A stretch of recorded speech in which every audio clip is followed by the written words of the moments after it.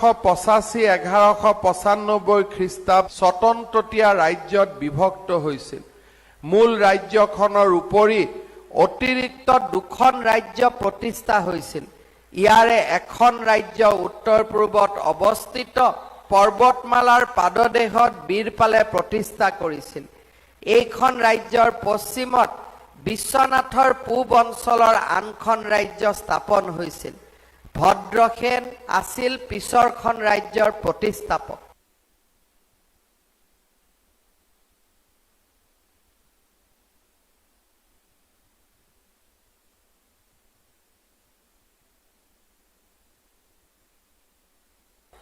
কিংবদন্তি আৰু উমান দিয়ে পৰাক্ৰমী চুতীয়া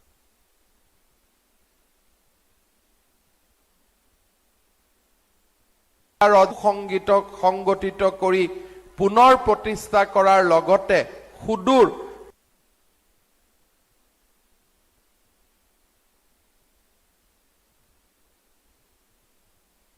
কমতাপুৰ কালত চুতীয়া ৰাজ্যৰ সীমা ব্ৰহ্মপুত্ৰ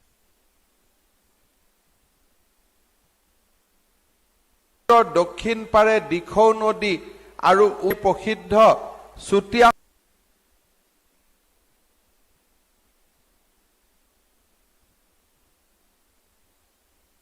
সকল আছিল অতি উৎকৃষ্ট মানৰ বিনিময় হৈ চুতীয়া সংস্কৃতি আজি বৃহত্তৰ অসমীয়া সংস্কৃতিৰ মাজতে জিন গৈছে।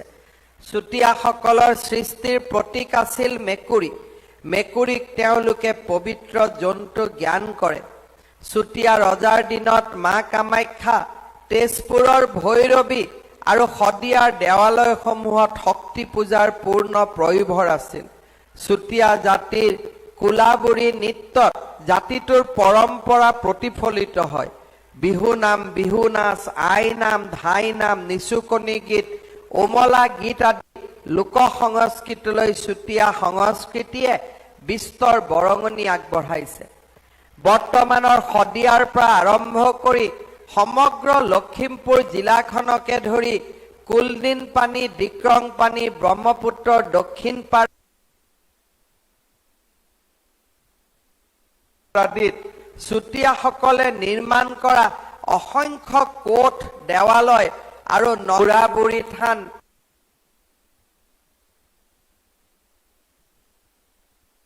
বলিয়া বাবা থান আৰু তাম্ৰেশ্বৰী মন্দিৰৰ ভগ্নাশেষ ইয়াৰ ভিতৰত অন্যতম।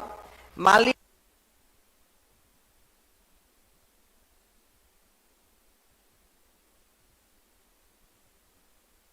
থানৰ এই অঞ্চলত কেৱল চুতীয়া ৰাজশক্তিহে প্ৰবল হৈ আছিল। জাতি গঠন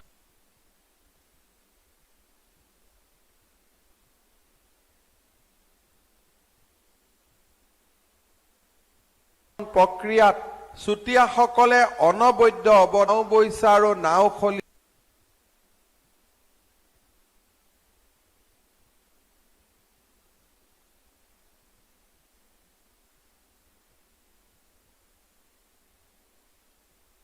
খেলত চুতীয়াসকলৰ আৰু বৰধেনু তেওঁলোকে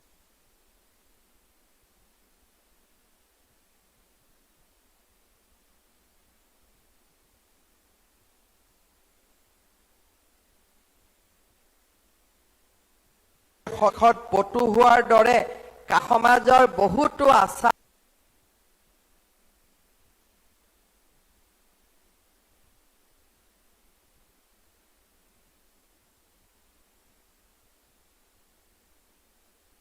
প্ৰাচীন কালৰ পৰা চুতীয়া হাজাৰমান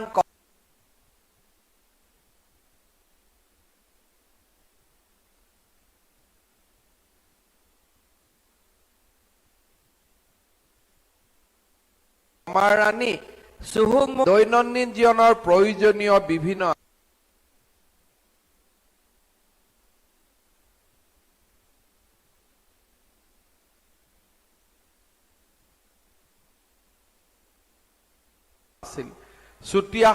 চুতীয়াসকলক লৈয়ে গঠন কৰা হৈছিল।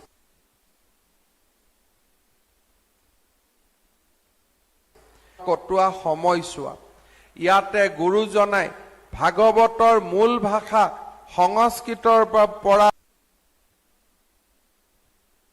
পোন প্ৰথমবাৰৰ বাবে আঞ্চলিক ভাষালৈ অনুবাদ কৰিছিল। সেই সময়ত গাংমৌ থানকিয়া ৰজাৰ লগত আহোম ৰাজ্যৰ ক্ৰমে 1513, 1520 আৰু 1522 খ্ৰীষ্টাব্দত ৰণ হৈছিল। ইয়াৰে দুখন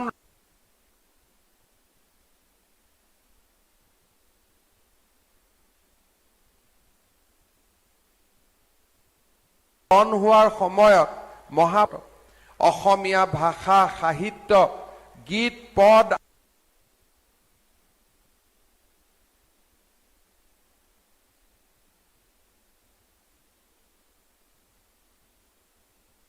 আখ্যাত ভাস্কৰ্য, খাদ্য তথা সামাজিক হৈছে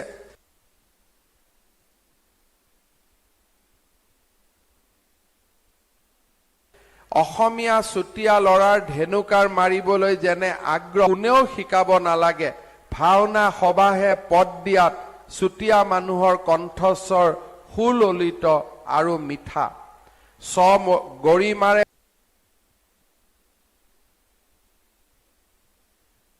মহিমামণ্ডিত এই মহান চুতীয়া জাতিৰ স্বাভিমান ৰক্ষাৰ বাবে আত্মবলিদান স্বৰ্ণলিপিৰে লিখি থৈ গ'ল। নিজৰ অমৰ ত্যাগেৰে সতী সাধনীয়ে দেখুৱাই থৈ গৈছে যে অসমীয়া নাৰী কোনো ক্ষেত্ৰতে পিছপৰা নহয়। ইতিহাসৰ পাত লুটিয়াই চালেই ইয়াৰ প্ৰমাণ পোৱা যায়।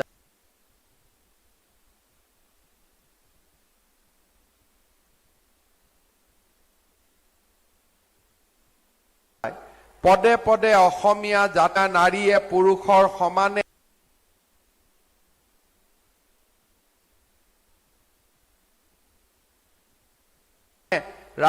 বৰ ৰজা ফুলেশ্বৰী কুঁৱৰী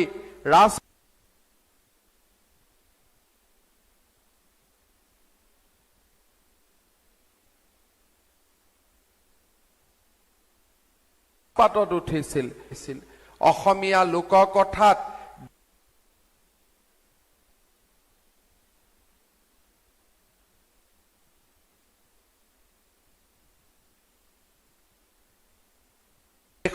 চৰিত্ৰ হৈছে সতীদাৰ যুঁজত প্ৰাণ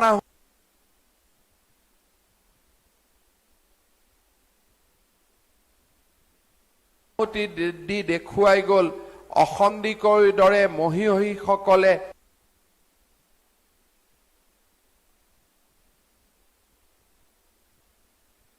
বৰ্ণময় জীৱন পৰিক্ৰমাৰে আমাৰ সকলোৰে বাবে সাহস। অসমত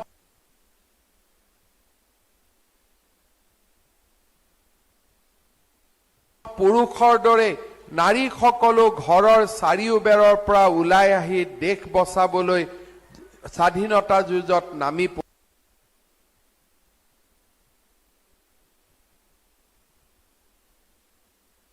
তিলেশ্বৰী বৰুৱা আদি সাহসী নাৰী আজিও আমাৰ বাবে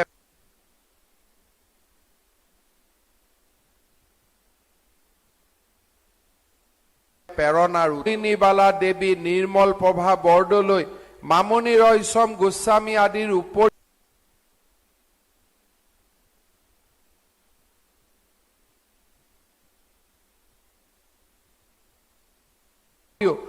পৰা পদ আদিৰ চানেকিয়ে তাঁত কাপোৰত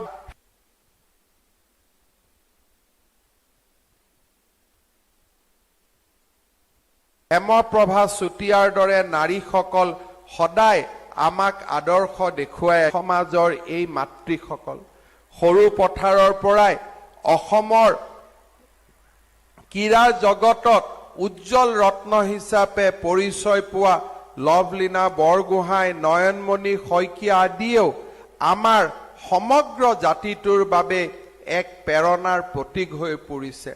সতী সাধনীৰ আজি এই 500তম স্মৃতি জয়ন্তীৰ দিনা মই তেখেতৰ পুণ্য স্মৃতিলৈ পুনৰ এবাৰ মোৰ শ্ৰদ্ধা নিবেদন কৰিছোঁ।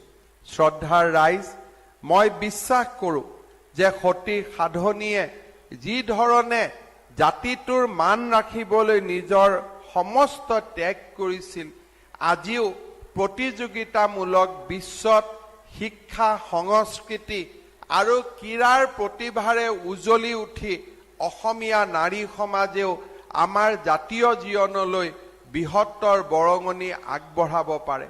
মই আজিৰ দিনটোত সতী সাধনীৰ লগতে অসমৰ সমগ্ৰ নাৰী শক্তিৰ প্ৰতি মই মোৰ শ্ৰদ্ধা নিবেদন কৰিছোঁ। শ্ৰদ্ধাৰ ৰাইজ, আমি বিভিন্ন সময়ত চুতীয়া জাতিৰ সংগঠনসমূহৰ সৈতে চুতীয়া জাতিৰ সমস্যাসমূহ দূৰীকৰণৰ বাবে নিৰন্তৰ প্ৰচেষ্টা চলাই আছোঁ। যোৱা কিছুদিন আগতে আমি প্ৰতিষ্ঠা কৰা বীৰাংগনা সতী সাধনী বিশ্ববিদ্যালয়খনেও এইবাৰ পূৰ্ণাংগ ৰূপত ঠন ধৰি উঠিব। ব্ৰহ্মপুত্ৰৰ উত্তৰ পাৰ আৰু শদিয়া আদিত ট্ৰাইবেল বেল্ট এণ্ড ব্লকত চুতীয়া জাতিৰ লোকক মাটি কিনা বেচাৰ সমান অধিকাৰ প্ৰদান কৰি আমাৰ ৰাজ্য চৰকাৰখনে চুতীয়া জাতিৰ এক বৃহত্তম সমস্যা দূৰীকৰণত সফল হৈছে।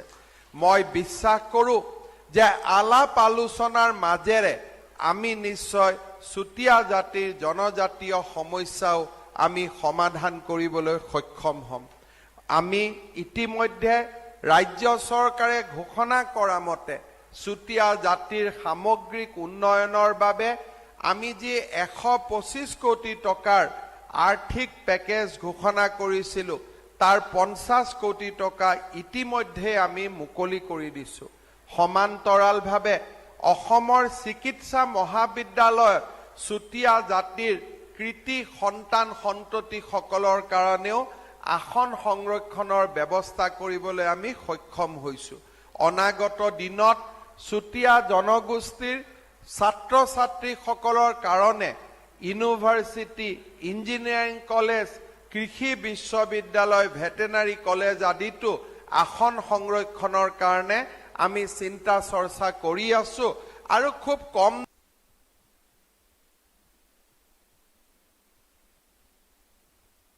দিনৰ ভিতৰতে আপোনালোকে এই দিশতো ভাল খবৰ শুনিব